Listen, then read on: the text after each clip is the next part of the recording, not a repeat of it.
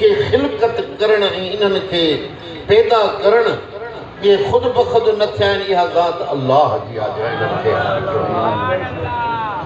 इहो तसव्वुर असां खे ॾिनो इहो हक़ीक़ी मालिक जे असां खे आॾो जेकॾहिं झुकायो त मदीने जे साईं झुकायो क़िबले जी ख़बर कान्हे त अल्लाह काॾिया ते हेॾे मुंहुं कयूं हेॾे अल्लाह साईं ते ॼाणंद आहे सभिनी जी सोच खे हिकु जाइ ते मुजतमा करण ज़हननि खे मुंतशिर थियण खां बचाइण जे लाइ बैतुल्लाह शरीफ़ जे मुंहुं मुबारक करायूं असांखे पाण मुंहुं मुबारक करे उन निमाज़ पढ़ियूं सॼी उम्मत जिथे बि मशरिक़ हुजे मग़रिब हुजे जिथे बि हुजे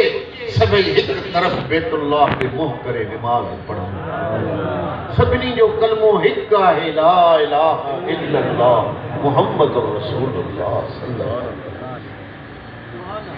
मुंहिंजा सोना अल्लाह साईं तव्हां असांखे इन वहदत वारे रंग में रचाए पंहिंजे मालिक ॾांहुं तवक्कल ऐं उन्ही जे मथां भरवसो कराए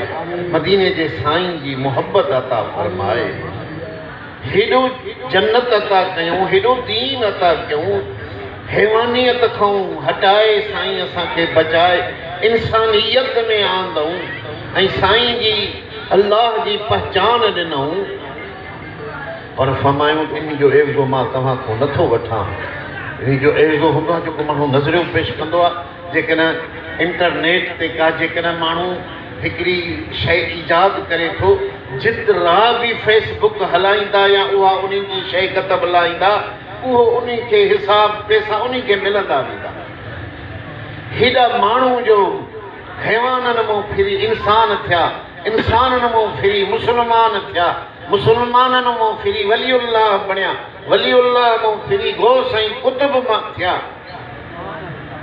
इहो एॾो अज़ीम एहसान आहे मदीने जे साईं जो हे उम्मत कॾहिं बि उहो थोरो लाहे न सघंदी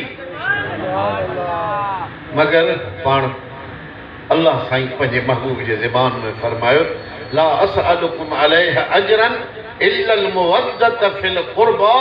जेको मां तव्हांखे जन्नत ॾिनी इज़त ॾिनी गैरत ॾिनी दीन ॾिनो ख़ुदि अल्लाह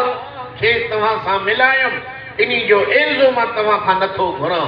मगर मुंहिंजे किरामत वारनि सां मुंहिंजे अहल बैतनि सां मूं सां जंहिंजो ताल्लुक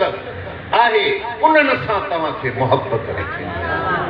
असाबनि खे ॻाल्हियूं न ॾियो अहल बैतनि खे घटि न कयो अम्मा बीबी आशा सदीका खे ॻाल्हियूं न ॾियो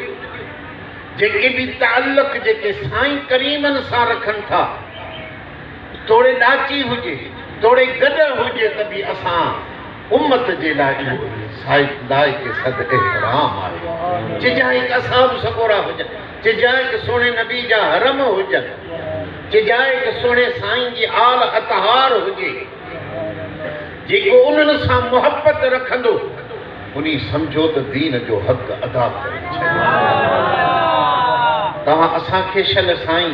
पंहिंजी ऐं पंहिंजे आल अतहार जी मुहबत नसीब फरमाए